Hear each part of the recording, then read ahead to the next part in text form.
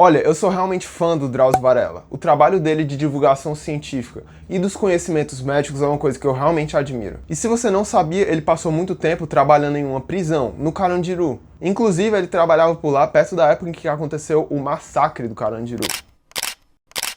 E eu achei esse corte do Podpah, no qual ele conta algumas histórias sobre como foi trabalhar lá na prisão. E eu achei que seria interessante reagir a esse vídeo aqui no canal. Pra você que é novo aqui, meu nome é João, eu sou estudante de medicina na UFC e eu faço esses vídeos para passar adiante a educação médica. E se você valoriza isso, deixa o seu like, se inscreve aqui no canal e ativa o sininho das notificações. Sem mais delongas, vamos pro vídeo. Eu comecei a fazer umas vinhetas para falar de AIDS, porque a AIDS chegou aqui e todo mundo chamava AIDS de peste gay, sabe, na imprensa, peste gay, era só doença de homossexual. Aí eles diziam na época que era castigo de Deus para os homossexuais. Muita desinformação sobre o homossexualismo e sobre AIDS nessa época, realmente. Ele tem razão, tinha, como você sabe, muito preconceito. E eu tinha um amigo que dirigia a Jovem Pan naquela época, que era uma rádio maravilhosa, era a melhor rádio de São Paulo, maior audiência. E eu dei uma entrevista para ele.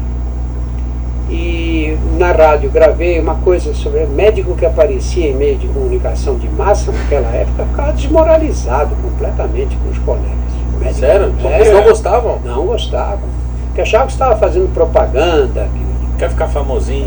Tá querendo ficar famoso.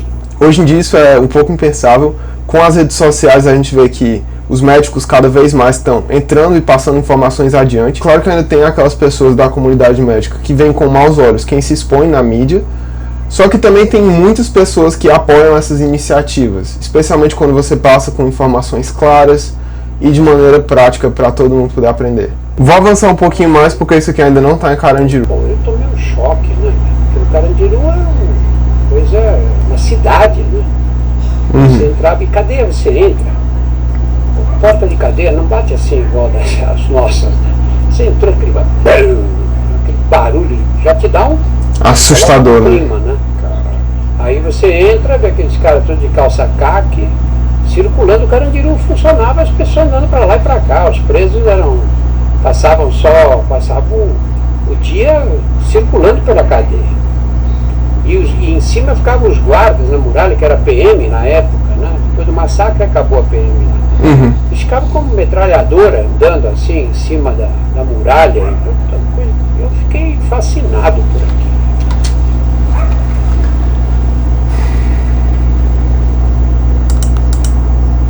Um funcionário lá chamava Valdemar Gonçalves. Era um puta cara, era meu grande amigo mesmo. E o Valdemar veio para me ajudar. Porque imagina o seguinte, você diz, hoje nós vamos fazer, a gente fazia mostrava um vídeo, depois eu respondia a pergunta. Hoje nós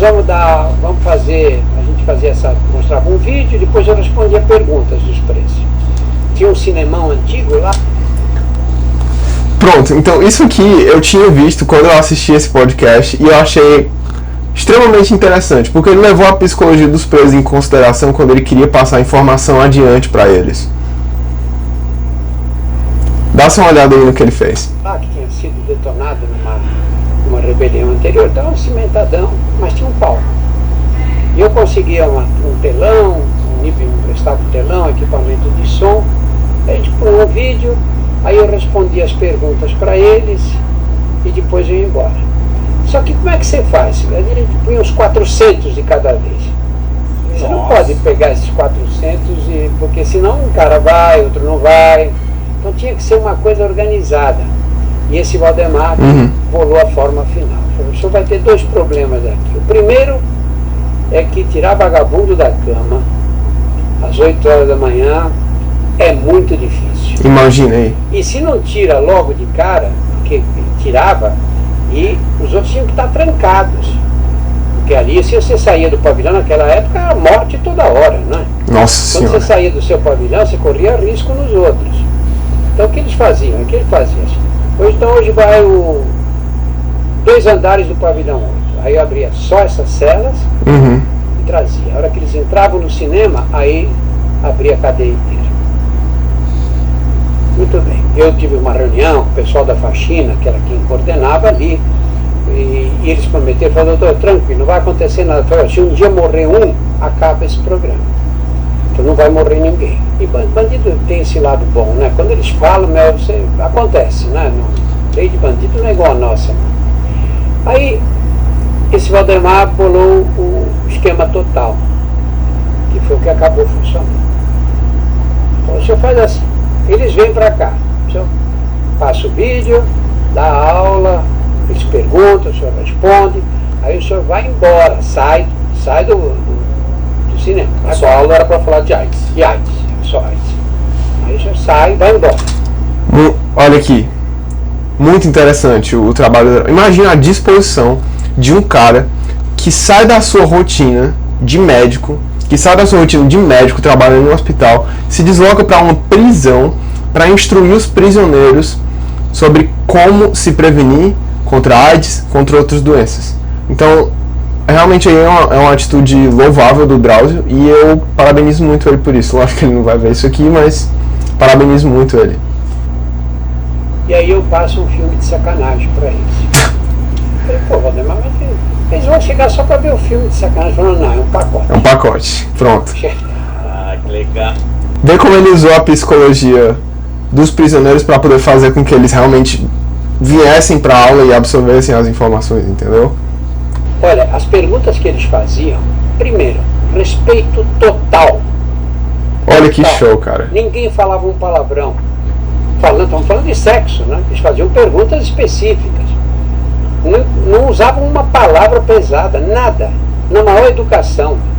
Segundo lugar, as perguntas que eles faziam eram perguntas melhores do que os médicos me faziam quando eu dava aula. Porque eles conheciam a doença dali, estavam no meio deles. Né? E eles viram o cara chegar lá do tamanho de vocês, forte e tal, não sei o quê. 6 meses depois o cara não conseguia ficar em pé, de tão magro que estava. Então eles conheciam a doença. E aí eu comecei... Mas muitos médicos são incapazes de se colocar no lugar do paciente, de utilizar a empatia para realmente entender como que a doença funciona. Uma coisa é você ler um prontuário e dizer assim, pronto, a pessoa tem AIDS e a gente tem que tratar. Inclusive naquela época nem era possível tratar. Outra coisa é você conhecer um ser humano que tem uma estatura normal e que aí contrai uma doença que vai ficar parecido com um subnutrido daqui a alguns meses. Imagina o psicológico dessa pessoa, imagina o quão desesperada ela deve se sentir, sabendo que não tem nada que pode ser feito. Bom, esse foi o fim do corte, e eu espero que você possa ter refletido um pouco sobre as condições de saúde dentro das cadeias aqui no Brasil. Realmente é algo difícil, extremamente complicado, um assunto que divide opiniões, realmente é muito polêmico. Enfim, era só uma pauta que eu queria levantar e talvez te fazer pensar um pouco sobre isso. Eu espero que você tenha gostado dessa reflexão. Um abraço. Tchau, tchau.